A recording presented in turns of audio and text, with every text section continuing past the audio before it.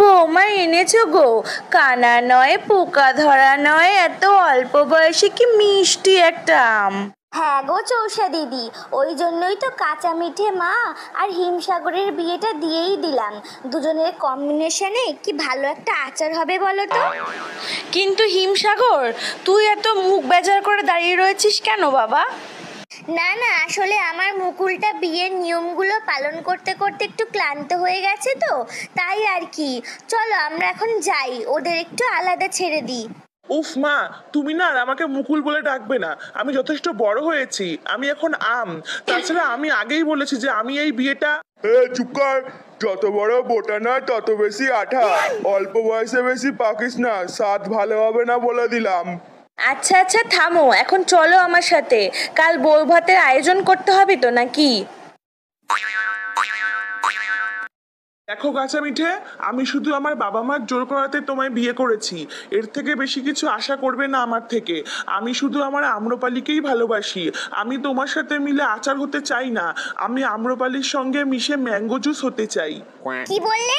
তুমি আমার মতো একটা ভালো জাতের আম ছেড়ে ওই হাইব্রিড মালটার পেছনে পড়ে আছো? একটা মিশ্র প্রজাতির আম কোথাকার। ব্যাস, আর একটাও পচা কথা বলবে না আমার আম্রপালির নামে। হাইব্রিড তো কি হয়েছে, স্বাদে গন্ধে রূপে কোনো অংশে কম নয় ও, বুঝলে? তুমি থাকো এখানে, আমি চললাম আমার আম্রপালির কাছে।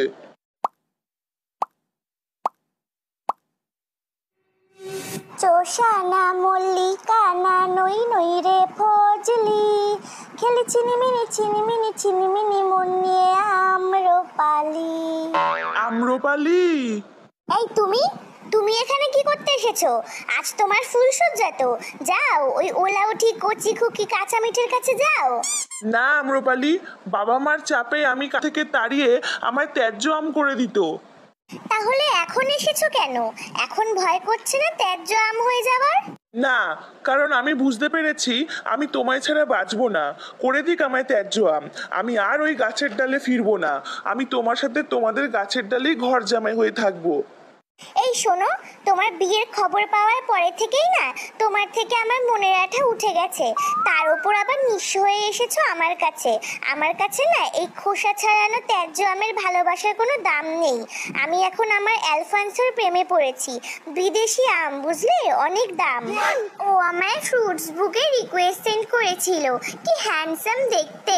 তারপর থেকেই চ্যাটিং শুরু হয় আমাদের। তুমি এখন যাও, আমার এখন কয়েকটা রিলস বানিয়ে আমার অ্যালফান্সোকে সেন্ড করতে হবে। ডিস্টার্ব করো না তো। ছি, কাঁচা মিঠে ঠিক কথা বলেছিল। একটা হাইব্রিড মাল, মিশ্র প্রজাতি যখন যাত্রার সাথে মিশে যায়, হাট। এই, ওটা ল্যাংড়া না?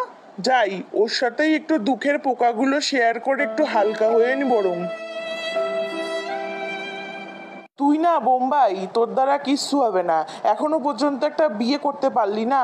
আর আমায় দেখ, বউ থাকতে ওই যে হিমসাগরের মালটা আম্রপালি, ও তো আমার প্রেমে হাবুডুবু খাচ্ছে রে।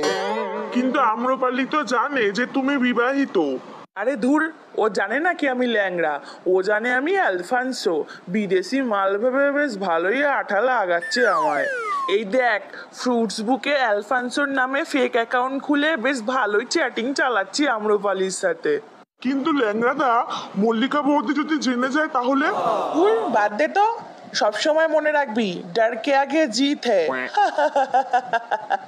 আরা বেটা ল্যাংড়া, আজ তোর প্রেম পর্ব শেষ করব আমি। এখন এই প্রমাণ সহ মোবাইলটা যাবে মল্লিকা বৌদির কাছে, আর আমি যাই আমার কাঁচা মিঠের কাছে। আর বাকি রইল আম্রপালি, তুই থাক তোর ওই ফেক অ্যালফান্সো বিদেশি ল্যাংড়ার আশায়। কি দিল তো তোমার আম্রপালি ভালোবাসার খোসা ছাড়িয়ে?